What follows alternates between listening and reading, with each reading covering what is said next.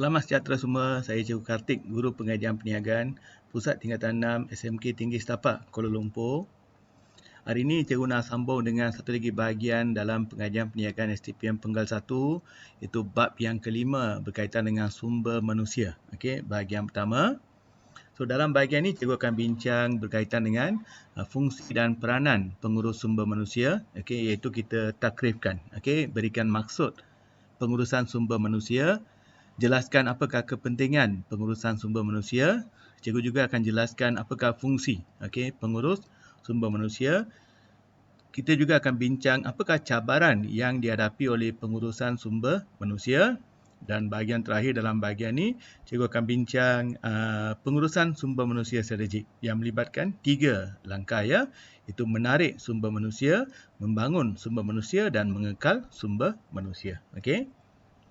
So, apakah maksud pengurusan sumber manusia? Okey, dalam mana-mana organisasi, sumber manusia ini merupakan faktor pengeluaran yang sangat penting. Okey, so, sumber manusia ini merujuk pada staf. Okey, mereka yang bekerja dalam sesebuah organisasi.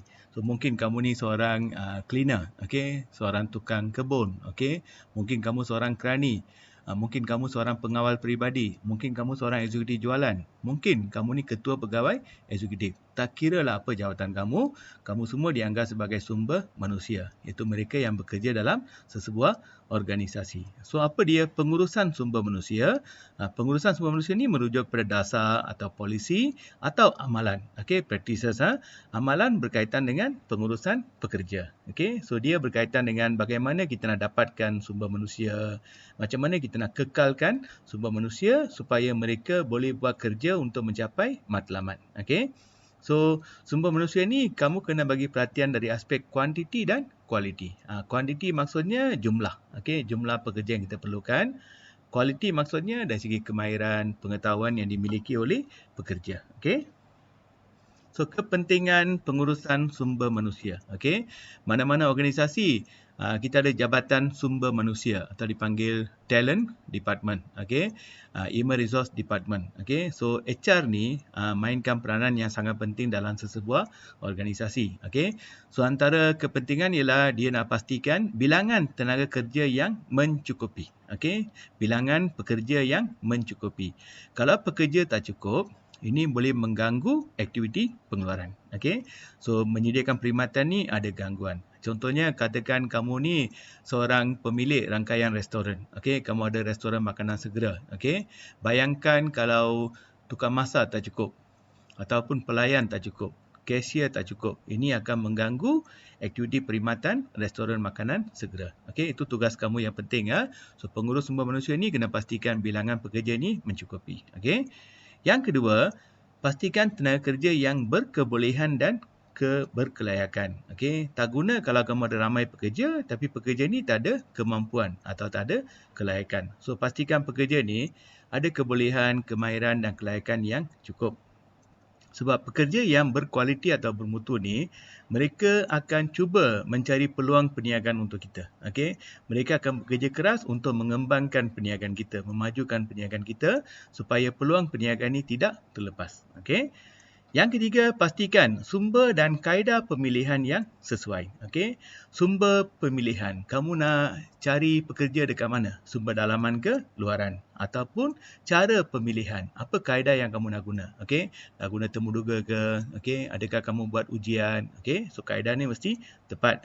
Kalau kamu guna kaedah yang salah, sumber yang salah boleh menyebabkan ada calon yang baik ini tercicir. Okey. So, kaedah dengan sumber yang sesuai ini membolehkan kamu dapat calon yang sesuai dan yang paling tepat. Okey. Yang keempat, pastikan tahap tenaga kerja yang optimum. Optimum maksudnya just nice, cukup. Okey. Kalau terlebih, kos akan meningkat. Kalau tak cukup, boleh mengganggu aktiviti pengeluaran. Jadi, tahap tenaga kerja ni mesti optimum supaya kos pengeluaran ni boleh dijimatkan. Okey, sebab ingat setiap pekerja dibayar gaji. Jadi, kalau kita ada lebihan pekerja, maksudnya ada kos gaji yang banyak. So, kena pastikan sumber ni optimum. Okey. Yang kelima, sistem ganjaran dan pembasaran yang adil. Jadi, kamu kena bangunkan sistem ganjaran yang saksama. Okey, supaya pekerja ni ada motivasi yang tinggi. Ingat pekerja ni sentiasa perhatikan rakan mereka di tempat lain. Okey, katakan kamu ni pemilik pasaraya. Okey, untuk cashier, you bayar gaji 1,500. Tapi cashier di pasaraya lain dapat gaji 2,000. So, cashier yang kamu ada ni mungkin mereka rasa tak puas hati. So, motivasi akan berkurang. So, pastikan ganjarannya adil mengikut tugas yang mereka lakukan. Dan sentiasa pastikan sumber tenaga kerja ni berkualiti. Pastikan mereka ada kemahiran yang cukup, okey, ada kelayakan yang cukup. Macam mana? Kamu kenalah bagi latihan untuk meningkatkan daya saing, okey. Merancang dan mengurus program latihan dan pembangunan yang dapat meningkatkan kompetensi pekerja. Okey, so kalau kita sediakan program latihan yang cukup, pekerja lebih mahir. So ini akan bantu kita mencapai matlamat organisasi. Okey. Kalau kamu ada ramai pekerja mahir, kita ada daya saing. Okey, berbanding dengan organisasi yang lain. Okey. Membangunkan program penilaian prestasi. Okey, macam mana kita nak ukur prestasi pekerja? Okey, mesti ada sistem penilaian yang baik. Okey, supaya pekerja rasa seronok untuk bekerja. Okey, supaya kita boleh ukur kemampuan pekerja kita. Okey, boleh buat keputusan naik siapa yang kena naik pangkat, siapa yang perlu diberi latihan, siapa yang perlu diberhentikan, siapa yang layak dapat bonus. Semua ni bergantung pada penilaian prestasi. Okey. Okey. Cikgu nak kamu ingat 4 keyword penting ni. Kalau soalan tanya kepentingan pengurusan sumber manusia, ingat tenaga kerja mencukupi, tenaga kerja berkebolehan, tenaga kerja yang optimum, tenaga kerja yang berkualiti. Ini 4 fakta yang penting untuk kepentingan pengurusan sumber manusia. Okey. Okey, kita pergi kepada fungsi pula. Tadi peranan, yang ni fungsi. Okey. Function pengurus sumber manusia ni, satu sebagai orang tengah atau pengantara. Okey, dia ni adalah mediator, orang tengah. So dia bertindak sebagai orang tengah antara pekerja dengan majikan. Okey, atau industri So dia cuba sampaikan pandangan pekerja kepada pihak pengurusan. So we call that pengantara. Okey, orang tengah antara pekerja dengan majikan. Bila ada rundingan kenaikan gaji, dia bertindak sebagai orang tengah. Dia wakil majikan dan juga bincang bagi pihak pekerja. Okey. Sebagai planner atau perancang. So dia merancang program pembangunan dan latihan. Okey. Ini sebagai tanda penghargaan ke atas sumbangan pekerja. Okey. Atau meningkatkan prestasi pekerja. Jadi kamu kena plan. Okey, plan program latihan. Okey. Sebagai facilitator, okey, pemudacara. Okey, facilitator dalam program latihan dan pembangunan. So you akan jadi pemudacara dalam penyampaian program latihan. So, you bertindak sebagai wakil ataupun sebagai konsultan dan sebagainya. Okey. Yang keempat, sebagai koordinator, penyelaras. Okey. So, you selaraskan dasar peraturan organisasi supaya aspek keselamatan dan kesihatan pekerja terpelihara. Mesti ada peraturan tertentu. Okey. Contohnya, kalau kita masuk ke kawasan pembinaan, topi keledar ni wajib pakai, kasut, okey, pakaian, semua ni wajib. Itu adalah peraturan. Okey, ini untuk menjaga keselamatan pekerja. Okey.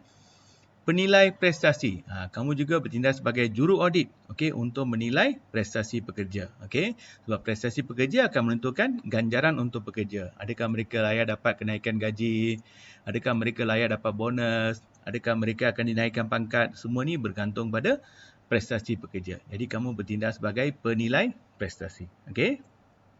Okey, kita pergi kepada cabaran pengurusan sumber manusia. Okey, sebagai seorang pengurus sumber manusia, kamu akan menghadapi pelbagai cabaran. Cabaran yang paling penting adalah cabaran teknologi. Okey. Sebab teknologi ni sentiasa berubah. Okey. Kalau kamu nak bersaing dengan syarikat lain, kita mesti gunakan teknologi yang baru. Okey, latest teknologi. So, bila syarikat menggunakan teknologi yang baru, kamu sebagai pengurus sumber manusia, kamu mesti melatih pekerja supaya mereka menggunakan teknologi baru ni. Itu satu cabaran untuk kamu. Okey. Setiap kali syarikat mengubah teknologi, tugas kamu ialah memastikan pekerja ni diberi latihan. Okey, supaya syarikat boleh mencapai matlamat. Okey.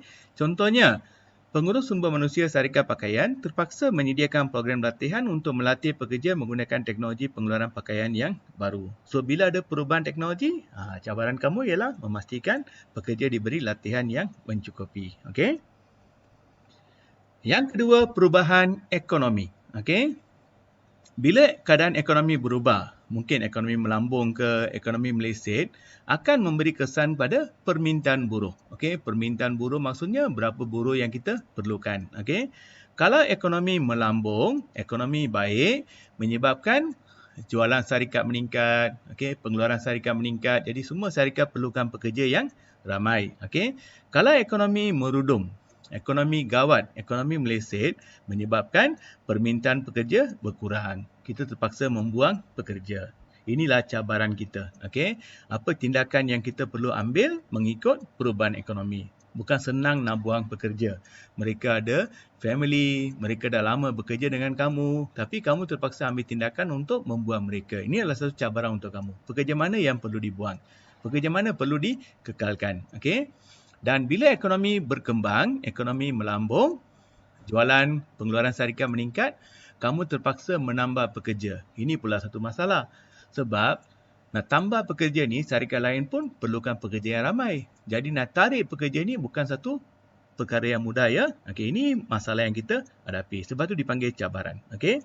Contohnya, pengurus sumber manusia syarikat pengeluaran pakaian terpaksa mengadakan skim pemisahan secara sukarela. Voluntary separation scheme kepada 300 orang pekerja kerana kemerosotan perniagaan akibat kemelesetan ekonomi. Itu adalah cabaran kamu ya. Okey, yang ketiga, globalisasi. Globalisasi bermaksud tak ada lagi sempadan. Okey. Perdagangan berlaku secara bebas. Tak ada apa-apa sekatan. Okey. Barang boleh bergerak dengan bebas. Okey. Barang dari negara China, India boleh masuk ke negara kita. Barang Malaysia boleh pergi ke negara China. Seolah-olah tak ada apa-apa sempadan, tak ada sekatan. Okey. So apa kesannya bila berlaku globalisasi? Kamu terpaksa keluarkan produk yang terbaik, the best among the best. Okey, kalau produk kamu tak bagus, kamu tak bolehlah barang kamu tak laku di pasaran. Okey, so apa tindakan kita? So kamu kena pastikan pekerja ni keluarkan barang yang berkualiti. Kamu mesti gunakan pekerja, mengajar pekerja supaya mereka boleh mengurangkan kos. Caranya macam mana?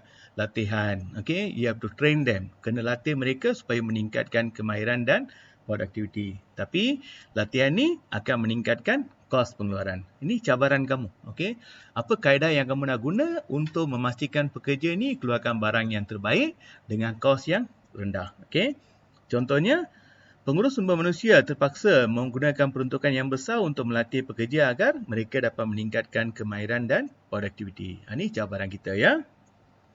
Okey, yang keempat, peningkatan bilangan pekerja wanita. Okey, pekerja wanita ni semakin ramai. Okey, dulu industri atau sektor pekerjaan ni dikuasai oleh golongan lelaki. Sekarang ni pekerja wanita semakin ramai. Kamu akan nampak ada pemandu lori wanita, pemandu teksi wanita, jawatan-jawatan besar dipegang oleh golongan wanita.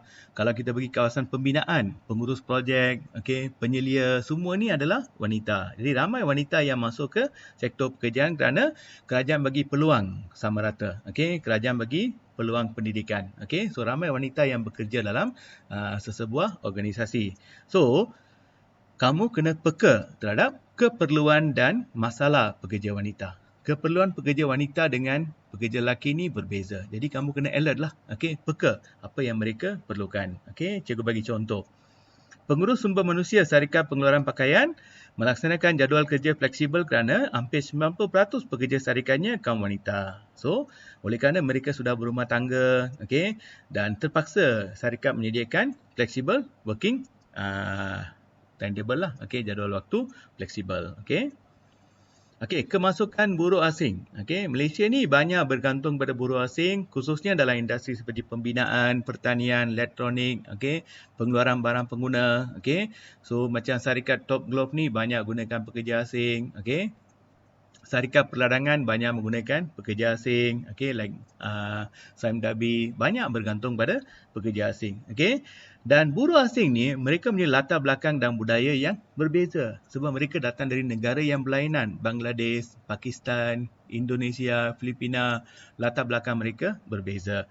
Jadi kamu sebagai pengurus sumber manusia, kamu kena melatih pekerja. Itu adalah cabaran kamu. Kamu kena beritahu pekerja asing apa budaya tempatan, apa cara hidup tempatan, apa yang you boleh buat, apa yang you tak boleh buat. Itu tugas kamu sebagai pengurus sumber manusia.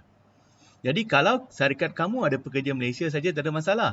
Tapi kalau syarikat kamu ada pekerja asing, kamu kena melatih mereka. Okey, contohnya pengurus syarikat pengeluaran pakaian terpaksa berbelanja hampir 1 juta untuk melatih buruh asing tentang budaya, bahasa dan cara hidup tempatan. Ini kos tambahan untuk perniagaan kamu. Okey.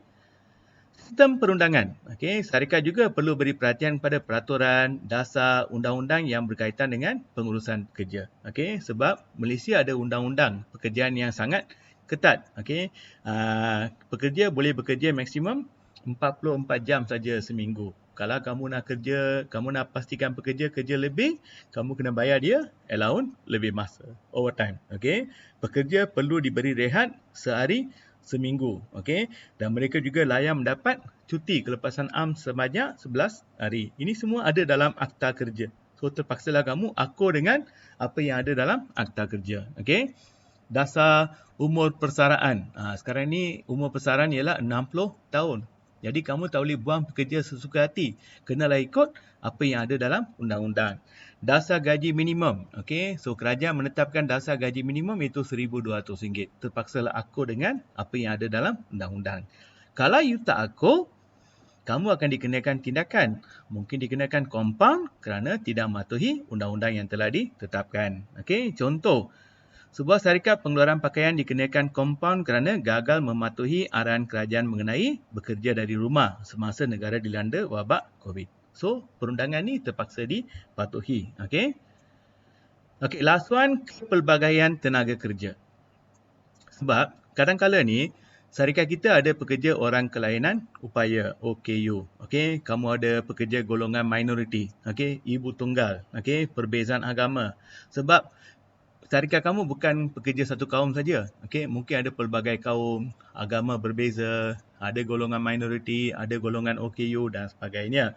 Jadi, pastikan tak ada diskriminasi. Okey, tak ada pilih kasih. Okey, dalam pelaksanaan tugas, sistem ganjaran dan sebagainya. Ini kamu kena patuhi sebagai seorang pengurus sumber manusia. Okey. Pengurus sumber manusia syarikat pengeluaran pakaian perlu mengambil kira sensitiviti agama pekerja semasa mengadakan program hari keluarga syarikat. Sebab agama berbeza, kepercayaan berbeza, kenalah kita bagi perhatian pada perkara ini. Okey. Okey, last one. Pengurusan sumber manusia strategik, dia melibatkan 3 aspek ya. Ini fakta khusus. Okey, yang pertama ialah menarik sumber manusia. Menarik maksudnya mencari pekerja. Okey, iaitu memenuhi keperluan. Okey, dari segi kuantiti dan juga kualiti. Okey. Yang kedua, membangun. Membangun maksudnya develop. How to develop? Kita kena bagi latihan. Melatih pekerja supaya mereka ada kemahiran baru sesuai dengan perubahan persekitaran. Dan yang ketiga, mengekal sumber manusia. How to make them stay? Macam mana nak pastikan mereka kekal dalam syarikat kita? Sistem ganjaran. Okay? Sistem ganjaran yang baik, kompetitif akan menyebabkan mereka seronok bekerja. Jadi mereka akan kekal dalam perniagaan kita atau syarikat kita. Ingat menarik, membangun, mengekal. Okay? Ini antara contoh soalan yang boleh ditanya. Berikan maksud pengurusan sumber manusia dan nyatakan 3 kepentingannya. Okay? Uraikan 3 kepentingan, uraikan 3 fungsi, uraikan 3 cabaran. Okay? Jelaskan 6 cabaran pengurusan sumber manusia sebuah syarikat pengeluaran perabot. Ini esei panjang. 6 kali 3, 18 markah. 1 cabaran, 1 uraian, 1 contoh. Okay? Nombor 6, uraikan 3 aspek iaitu menarik, membangun, mengekal sumber manusia. Okey. So itu saja pelajar. Jangan lupa subscribe, like dan share. Dan jika ada sebarang kemuskilan, bolehlah kamu letak di bahagian komen. Cikgu akan bantu kamu secepat yang mungkin. Okey. So that's all today. Bye.